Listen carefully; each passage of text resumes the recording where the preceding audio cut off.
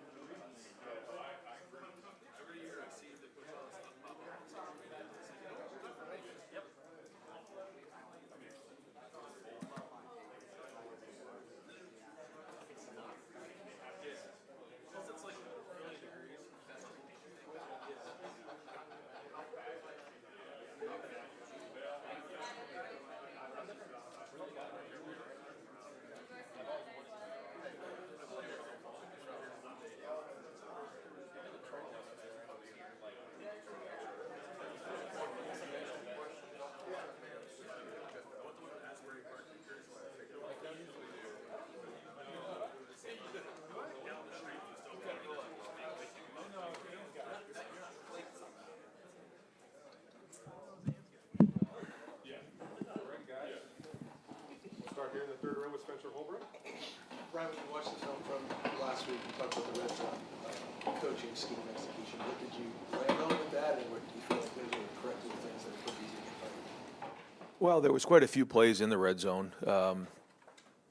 The first time we went down there, we had a power play that I feel like we got the right look that we were looking for. We didn't execute that very well, and quite honestly, on the second one, on the third, pass there, it was a kind of a 50-50 ball and man-to-man. I thought the protection was good, but that's playing in the red zone. And then on the last one, they did a good job sort of matching it. If you watch the play, you'll see CJ kind of leak free in the flat, and if we can just keep our feet and keep our eyes up, maybe we see him there. And then as we got into the red zone a couple other times, we had a penalty, but quite honestly, there was one where we didn't motion the guy over. So to me, I thought schematically we were in decent shape. I'm critical of that. I just think we need to make sure that we're doing a better job as coaches, emphasizing the details to make sure it's executed better. Because ultimately, it's always the coach's responsibility. Any update on Bennett Christian, who's out last week? Yeah, he should have a full week of practice this week and be ready to have a full game week next week. Right. A couple of times in the first 3 weeks, Tegra's come out, had the penalties on Saturday. How close is Ethan to making that a more even split or pulling ahead right there? What's the evaluation at right guard right now? Well, I thought Tegra did some better things on Saturday, but he did have the 2 penalties. So, we want, really high level of play from everybody. And it's good to have competition and know that, there's guys that, are fighting to get on the field. Tegra's played a lot of football around here. I do think he got better in this past game, but we all know what the expectation is. So we're going to keep pushing him to get to that level. Your defensive tackle, you guys started Taiwan Malone over Edric Houston. Just what went into that decision, and kind of where do you see those 2 guys right now? Yeah, as you saw, we rolled. We'll continue to roll guys. But I thought Taiwan took a step in the game. I thought he played well. He still has some things that I know Coach Johnson's working on to get him to play better. But he did some nice things in the game. I think he graded out. So that's big, as you know. We need that position, to continue to build depth and play at a high level. So, but Edric still played and Will still played. So we didn't have a ton of snaps on defense. We'll have a lot more here moving forward. So we're going to need everybody. Coach, the schedule's a schedule. Does the bye come at a good time in your mind, and what kind of things would you do this week, and how will you handle the weekend? Yeah, I don't know when's a good time, bad time, but today we'll practice today, tomorrow, and Thursday. Take Friday and Saturday off, and then come back in Sunday, have our practice, and do a normal game week. That's something that I think is important to make sure we still continually stay on that schedule. We're going to work hard on fundamentals, on the areas that we need to get better at.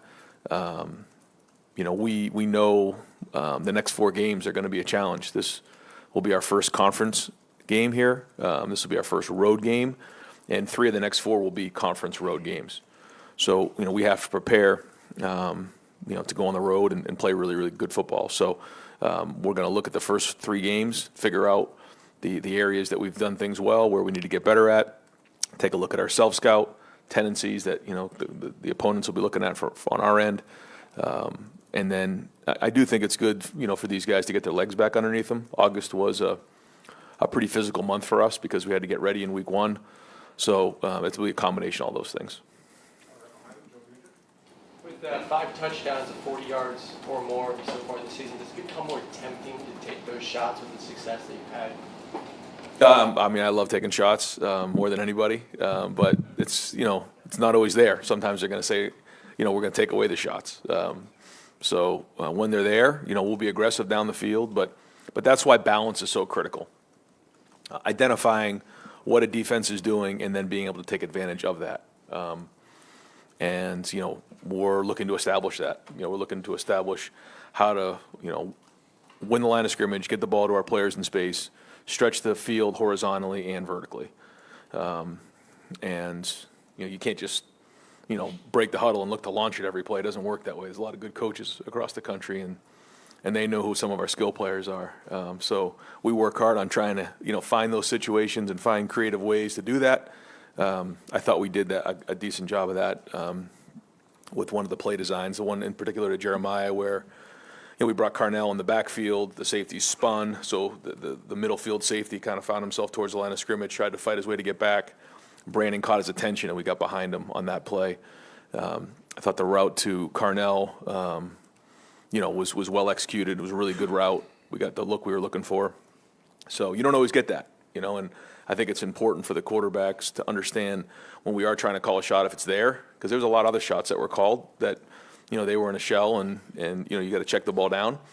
And that's where, we'll keep calling shots if Julian or if Lincoln's in there can say, hey, if it's there, we're going to take it. If not, we're going to take the underneath stuff. And we called the shot, and it was a check down to Bo Jackson for 11 yards. I mean, that's good football right there. So we do have the speed to stretch it vertically, and when we can do that and make good decisions and stay on schedule, then we got a chance. So, but at the end of the day, the balance is what we're looking for, to identify what a defense is doing and then how we take advantage of that.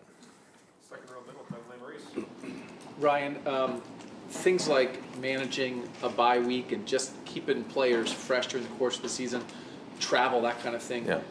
How much do the logistics like that affect the football these days, especially in a longer season with the 12-team playoff? Yeah, I think it all adds up. I think everything matters. And to your point, how you handle these things. And we looked very closely at last year. Mick and I went through it yesterday, through every single day over the last or over these 2 weeks last year during this week, what we did on each day, how much in terms of total yards, high-speed yards, the workload, where we were coming into it at this point last year, where we were at this point, where we are at this point this year, and then individually some of the guys as well.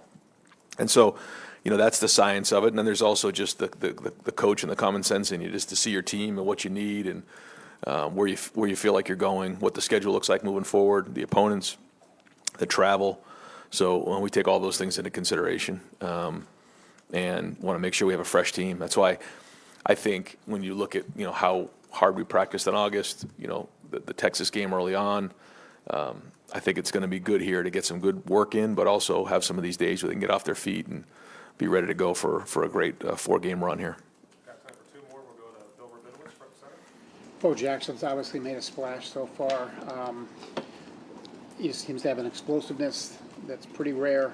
Yet after the game, you were asked about him, kind of, I don't see, tamped it down a little bit. Is it a matter of just, okay, he's a freshman, let's just not get ahead of ourselves? Or how special do you think he is and can be? Well, we were just talking about that as an offensive staff. It doesn't take a veteran coach to recognize talent when you see it, and Bo has talent. And we're going to keep bringing him along. It's a long season. And so, we're going to continue to give him the opportunities to prove that we can trust him with the ball in his hands. So far, he's done that.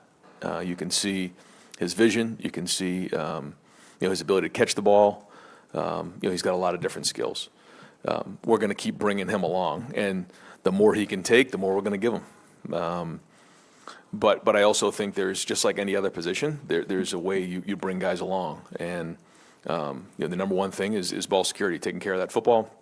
And then there's pass protection, and then there's all those things. And he's checked these boxes. I mean, he's doing a nice job. So we're going to need everybody in that room.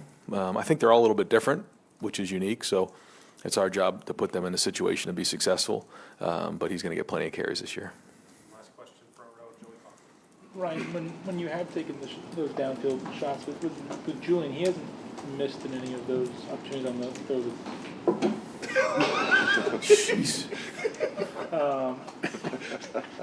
What has he done well to be accurate in those situations?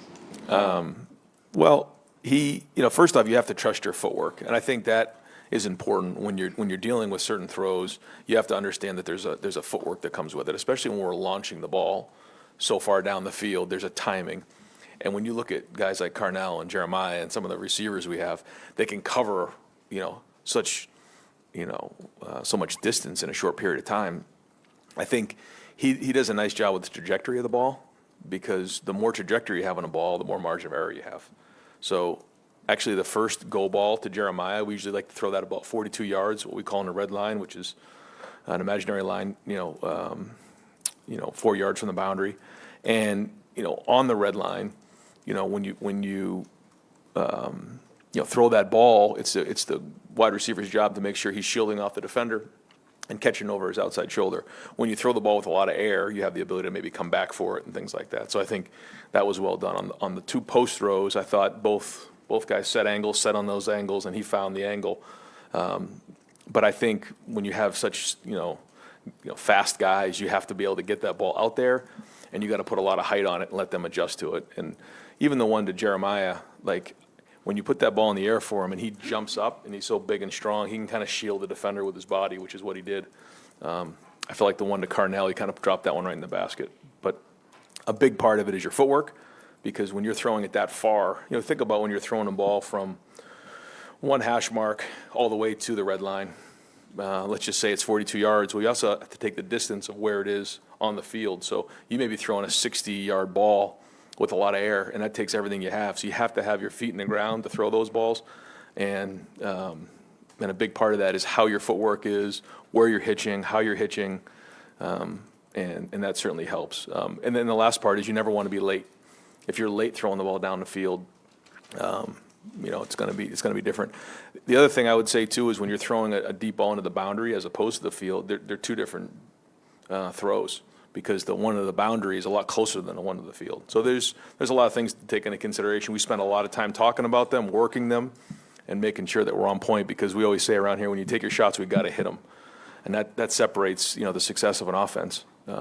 We try to be north of 50-50 on deep balls, but when we take them, we got to hit them. All right, Coach, thank you. Okay, thanks.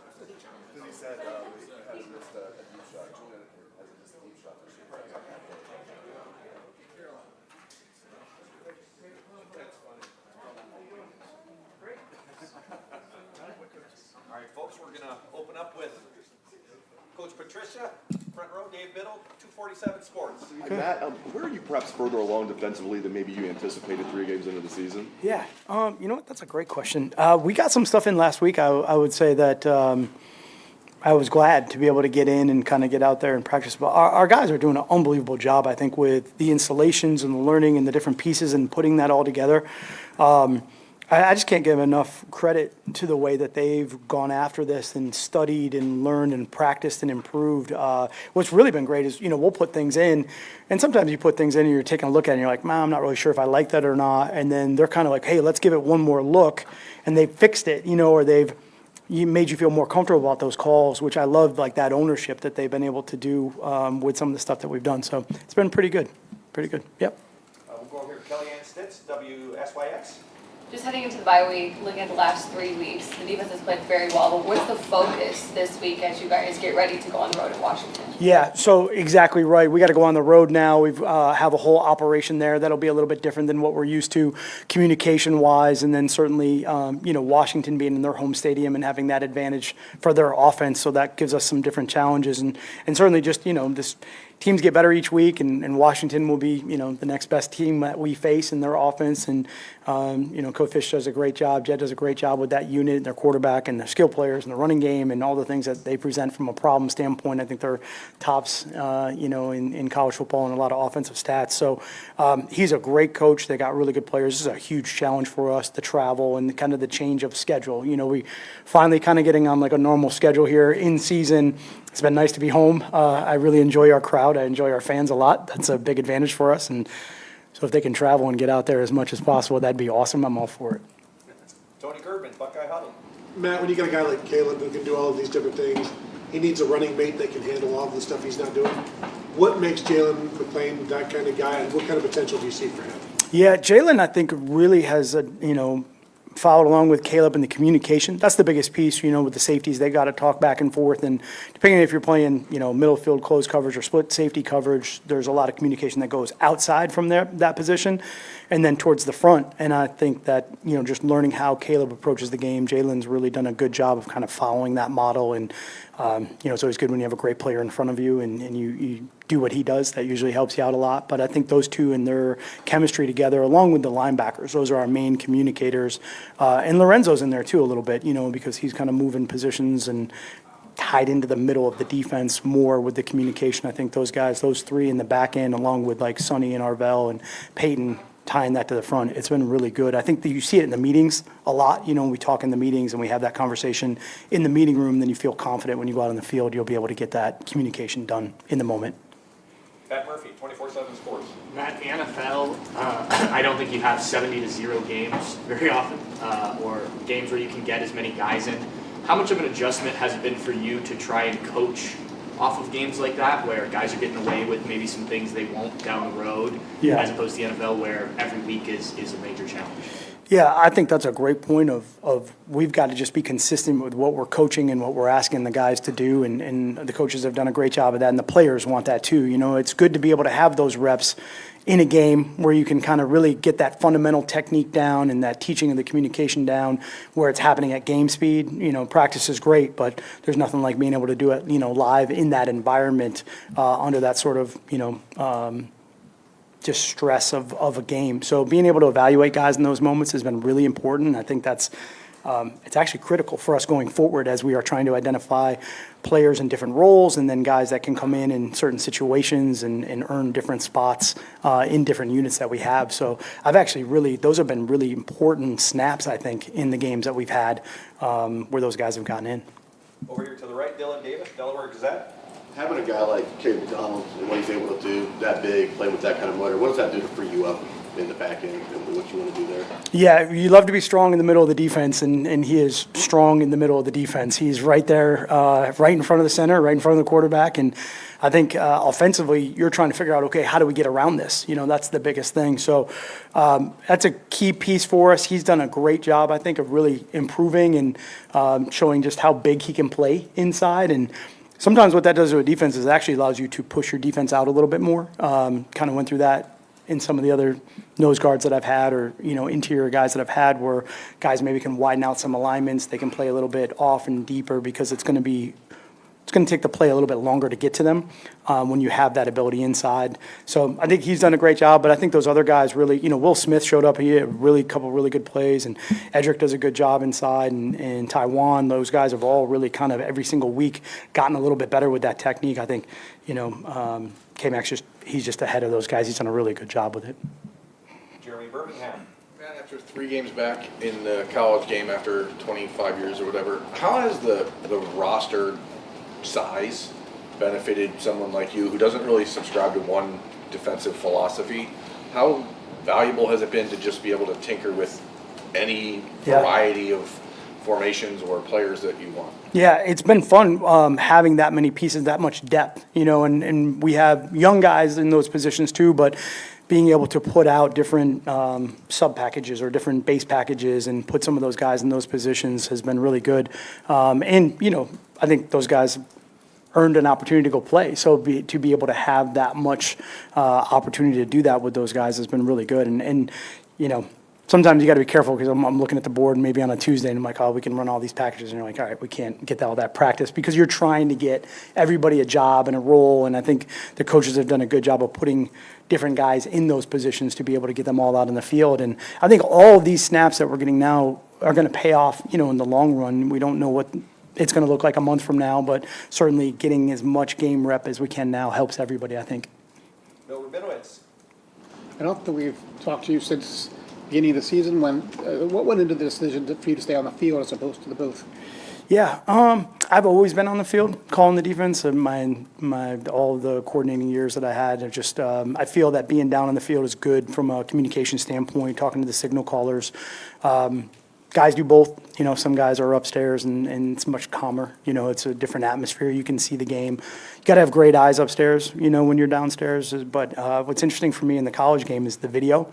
That's really crazy. You know, we have the iPad, the tablets with the, you can see the whole play. It's like the entire video. I actually think this one got me the other day. I was swiping through and I'm like, it was probably a bad play or whatever. I'm trying to correct, and all of a sudden the TV copy, and there's my daughter like on this. I was like, what the heck is going on? I was like, you know, trying to swipe through that. I was like, all right, wait, next. But that's really been cool, you know, to be able to have the full play and to be able to adjust, because you can really get all of that. So in the series, it's real important to have the eyes upstairs because you're kind of trying to correct as you go. But when you get to the sideline, to be able to see that full video really makes it great down on the field. And then I can talk to the players and I can see how they're feeling. And when we make adjustments, maybe I'm looking at a guy, I'm like, hey, are you okay if we go to this call or maybe this disguise or this look? And if you're getting the double blink, you're going, all right, never mind, move to something else. So you can just kind of get a better feel for how they're feeling about maybe some of the stuff that you're trying to do during the game. Cameron T. Robinson, The Athletic. Matt, I think there's a lot of talk over the offseason about like depth on the defensive line, and you make stuff a lot of fronts. What about that group lends itself to you being able to be so creative with them up front? Yeah, one of the big things during the spring that was really good was just I was able to observe and watch the different skill sets that everyone had, and with the defensive line, Coach Johnson does an unbelievable job of coaching these guys. They all have maybe a little bit of different things they do well and things that maybe you don't want them, positions you don't want them in.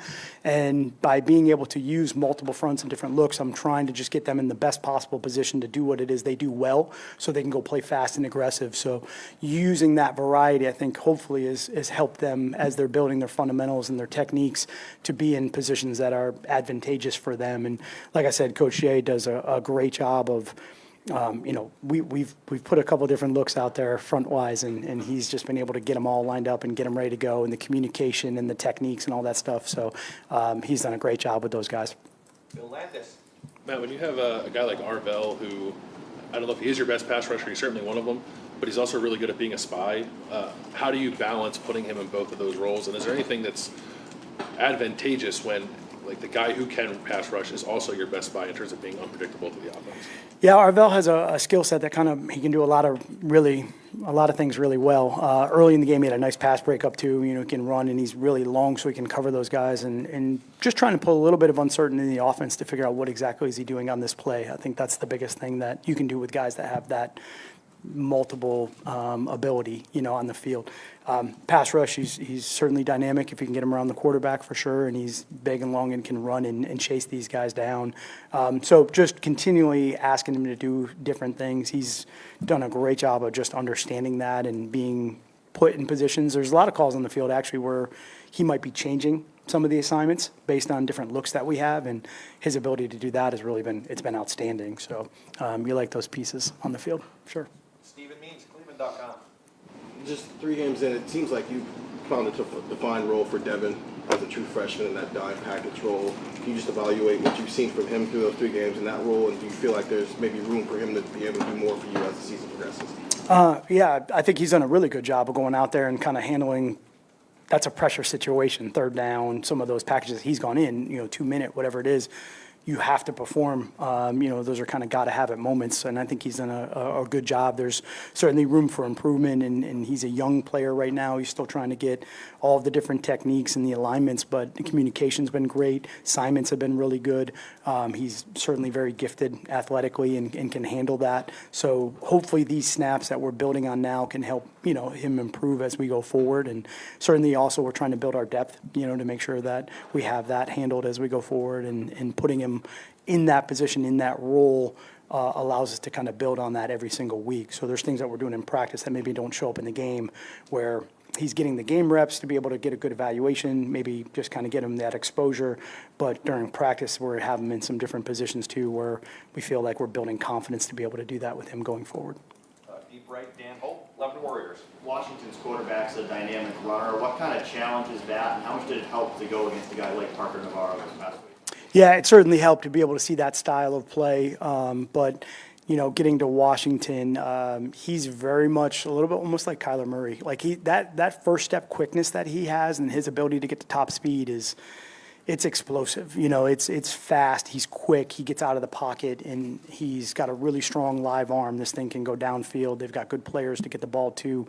So that's going to be a huge challenge for us. Even when you think, like, you know, you watch the tape, you think you've kind of got him bottled up, he can get out. And that reminds me a lot, like I said, of Kyler Murray, who just, it's so fast to that first step speed. Like, you can go from, you know, get to your top speed in one step. That makes it very difficult for defensive players, especially guys in the front. You know, a lot of times they're bigger, longer, slower.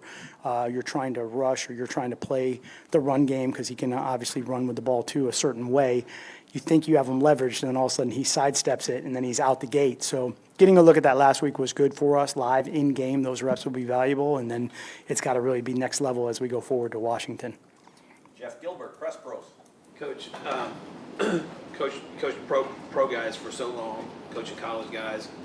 I don't know what your expectations were for these guys. A lot of new starters, but sort of what level of professionalism do they bring to the job every day, and is it more or less than what you thought it might be? Yeah, you know, I think that's a really good just kind of observation, and I'll second all of that. These guys have been unbelievable to go into the meeting room, and you know, I think I've said this before, but it's such a joy to like kind of be around these guys. There is that professionalism that you walk into the meeting room, they're very serious, they take notes, they want to learn what the game plan is, they really want to learn about the you know, the opponent. But then there's just that also joy of, like, they are young kids, you know, they have that youthful energy about them. They love the game for the game. It's just all of that stuff being around younger players that just, you know, come out of them. They have fun, you know, they're out there celebrating the, you know, 6-7. I don't even know what that is, but my kids know what it is, and they get excited about it. So, you know, I love to see that energy and that excitement that they have around each other, and they're young, you know, they're great young men, but in that meeting room and on that practice field, they're as serious as they can be, trying to just be the best players they can be. So it's a great combination, honestly, to be around. It's a lot of fun. And final question, Doug Maurice. So Matt, 3 games in, it seems to be going pretty well so far. In the end, a new defensive coordinator coming into a new program, that is a big adjustment for players to get used to you and you to get used to them, or, you know what, you guys all know ball, no big deal, it's fine. Yeah, I mean, give credit to the players. I think they've done a good job of just trying to learn. And again, I would say we've carried some things over. You know, it wasn't totally different, maybe just taught a little bit differently, maybe just more conceptual from that standpoint. There's a lot of carryover in the coverages and some of the techniques and some fronts, but not fronts that maybe weren't in the packages. We're just kind of utilizing guys in different ways. So I think the guys have just done an unbelievable job of just, you know, being open-minded to trying to learn maybe a little bit different and put the packages together. It's been a lot of fun. Like I said, you know, my whole goal is to, you know, teach and mentor and coach young men and help develop young men and, you know, hopefully have a positive impact in their lives going forward. And that's really what I'm trying to do. And that's what's been the most fun. All right, Coach, thank you very much. Okay, thanks a lot. Good to see everybody. Thanks, Matt. All right, we'll have Coach Hartline here in a moment.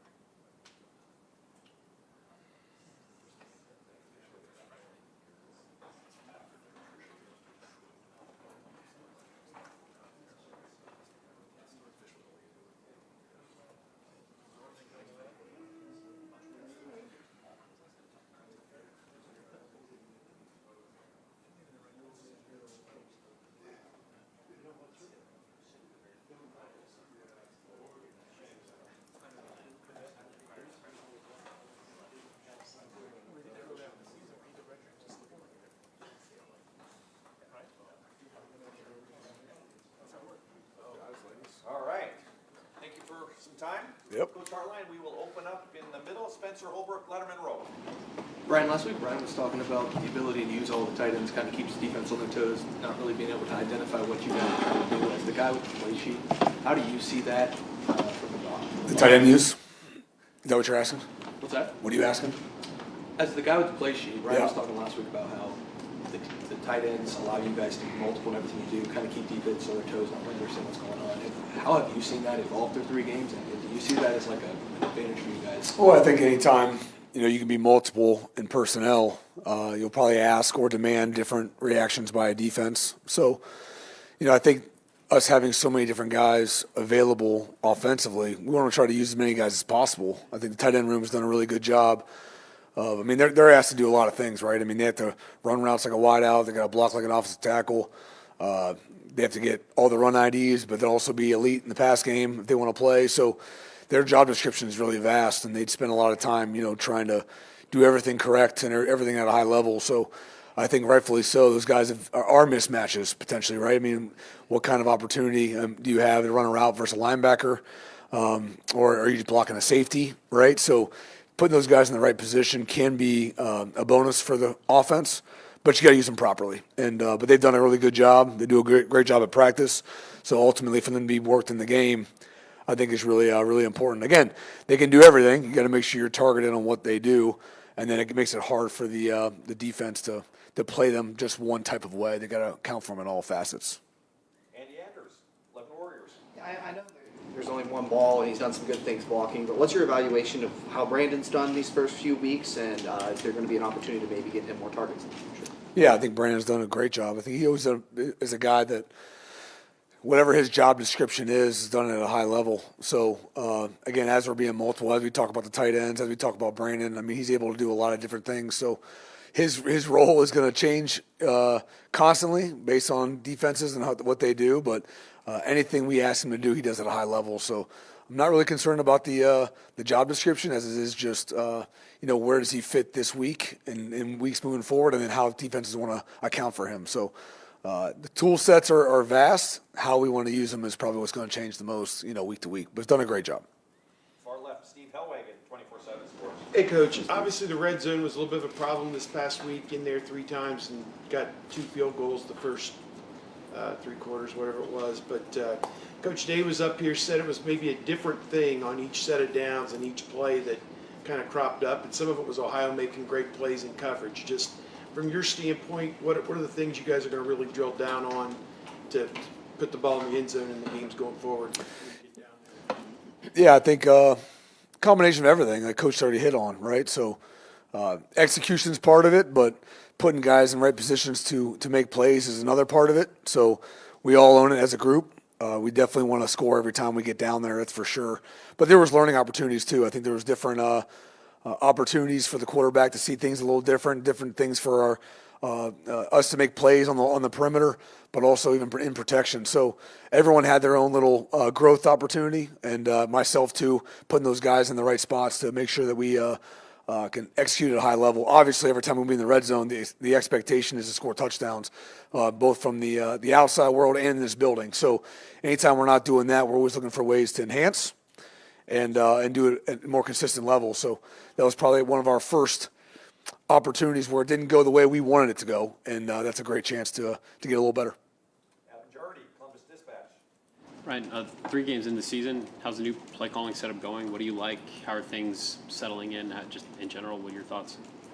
Yeah, I think that it's been awesome. I think I've really enjoyed it. I think I love the connection with the guys. I love the interaction I have across the board with the personnel. I think that every chance you're in that situation or you're at an opportunity to call a game, there's an opportunity to learn and grow and frankly, I do it daily with Coach Day, but to be out there doing it live, there's nothing like those kind of reps. So I think that, again, going into the bye, I think there's been an opportunity to grow offensively, which really checks the box. If you were to go back a month and be like, what's your initial goal for the first 3 weeks? One is going to find a way to win week 1. The next couple goals would be like, we're seeing growth, we're seeing development both as players and as coaches to that first bye. All right, let's do a good job of being organized through that bye and then come out of the bye ready to haul until that next kind of break we had to have. You got to broke it up in sections. That's what I would have said a month ago. So I think looking back, we've done a lot of those things, but still trying to press to be better, more consistent, and continue to put the guys in the right spots. Yeah, Brian, 3 games in too with Julian saying, what do you feel like you can run pretty much anything you want to run now? I mean, what is the sense of your trust in him, your confidence in him running the offense? I'd say that he's done a great job. I think that, you don't ever make assumptions. I don't think you're ever in a spot where like, okay, we can just do whatever we want now. We're very targeted with everything we do. We'll never make that assumption. I think he's grown and done a really good job. Definitely had some learning opportunities every week. So his ability to take that information and apply it will ultimately continue that growth. I would say that I'm really proud of him. I think he's doing a great job. But we're never going to take that assumption that we can just do whatever we want and put him in every situation we want. So always going to be targeted, always going to continue to make sure the game plan is very clear and concise, and maybe not easy, but maybe simple, which is good, so we can play at a very, very high level. But yeah, I think we're taking the right steps. But again, we had a long road ahead. Again, we take retrospect to maybe where we were week 3 last year compared to where we finished. We just want to continue to stay on pace, continue to grow, and I think Julian's doing a great job individually. I mean, a lot of people thought when you got this job, you'd just be bombs away all day. You know what I mean?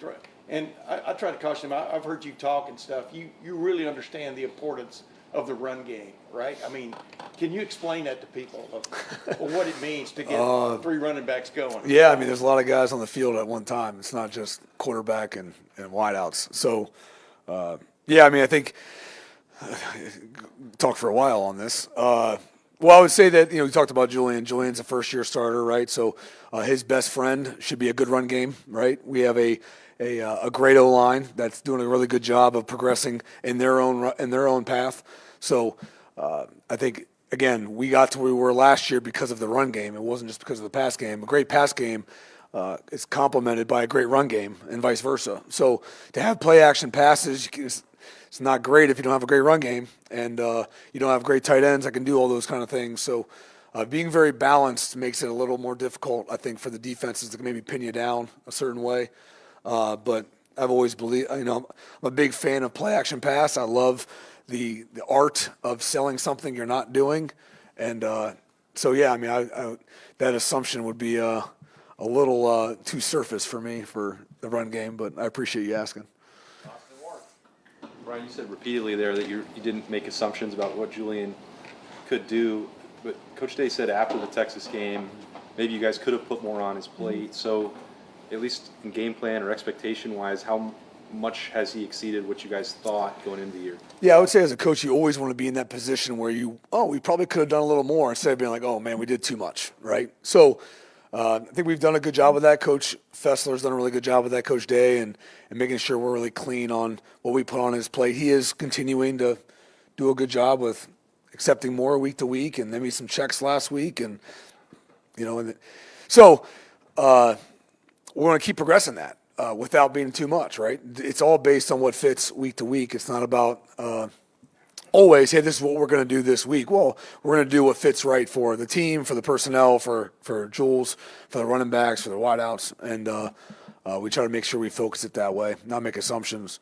And but again, I think that Julian, again, week in and week out, is taking strides. I think he has I'm sure he has a lofty goal. I've never asked him, frankly, but I'm sure he's not where he wants to be. And again, week 3 into at least 12, hopefully, and hopefully more from there. There's a lot of football to be played. Far left, Clay Hall. Another play calling question. Do you feel some freedom to do what you want to do or what's in your, I believe in this, or are you always beholding to the boss? No, I think it's definitely it's not one way or the other. But I think any person under a great head coach would feel the exact same way. I mean, I think that if you weren't that way, that'd be kind of reckless for anybody as a play caller, I think. So, but no, I mean, I stand by what I believe in. I also, if we bring things up and we don't like it, I'll say I don't like it. I mean, it's been very transparent. And then when I'm wrong, and it is what it is, or whatever. So, I think the relationship and the thickness of skin is good, and so we just kind of keep growing. And again, ultimately, we all have the same thing at heart. We want to make sure we're putting our players in the best position to be successful. And if not, then it's on us, right? If they are and we're not executing, then that's a different conversation. But I think again, I don't like to think I'm gun shy, and Coach Day is definitely not gun shy. So, but no, I think it's a good balance. Has he been off for the most part, or? Oh, I mean, coach has been great. I mean, I think that, he lets me kind of do my thing, and then, if there's something he wants to get done, he echoes it, and we keep pushing. So, but I've been, I'm trying to not be happy. Hold on a second, because I know he's not happy. So, I am, I guess, okay with the way it's been so far. I always want to be better. I'm never going to be satisfied, but I think that there's been a lot of growth, and I'm learning a lot on the way, and coaches keep me posted. It's been a great feeling that the training wheels are off. I think I always have training wheels on. Always. They're always there. But I don't know. I think we're overlooking into this too much. I think we're all doing a good job staff wise, and I mean, I don't know what else to lay on that.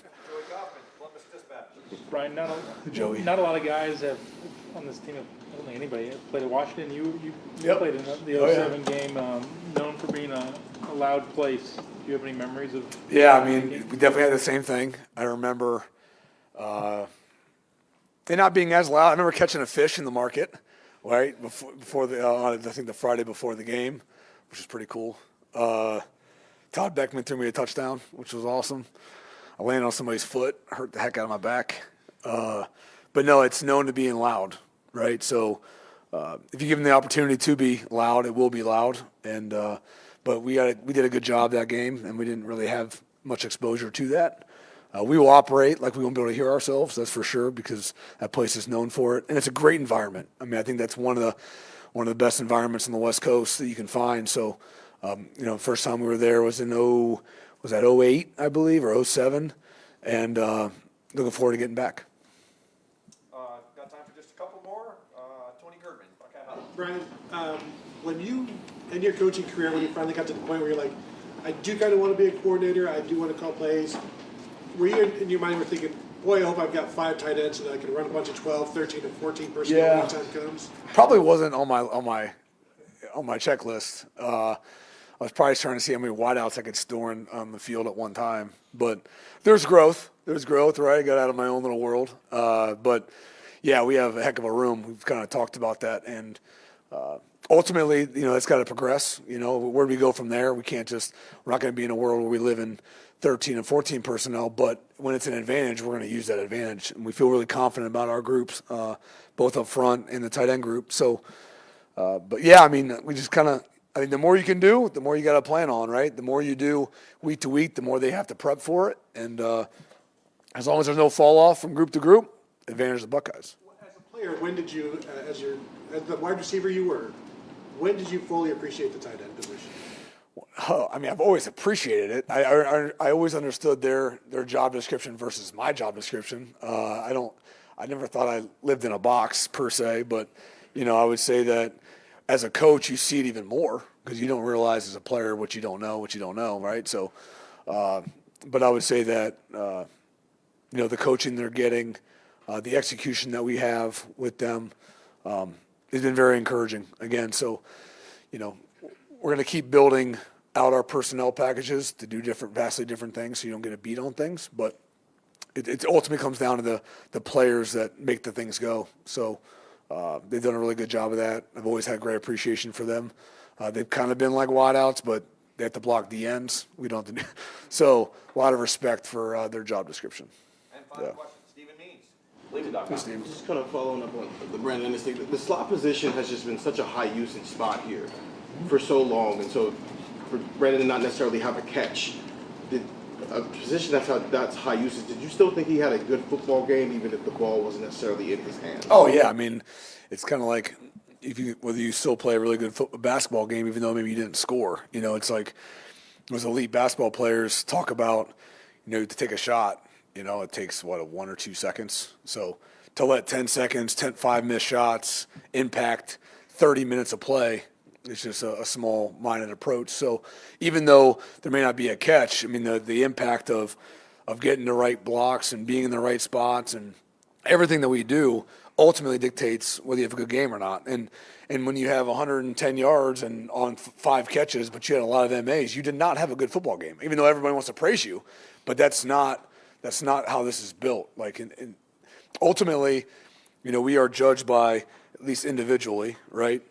We are judged on doing things others don't do, right? I mean, if you're able to do it and so is he, then you're replaceable, right? So ultimately, you're trying to do things that the other guys can't do or won't do or haven't done. And that's what sports is all about. The individual being different than his peer, being elevated than his peer, and then the collective as a group being a different than the other team and our team versus their team. So Brandon, to answer your question long-windedly, Brandon's done a great job in his job description, regardless of where the targets have been, and that's got to continue. And obviously, that's going to change over time. It's the Ohio State's offense. It's always going to be the Ohio State's offense. So the slot is always a big part of what we do.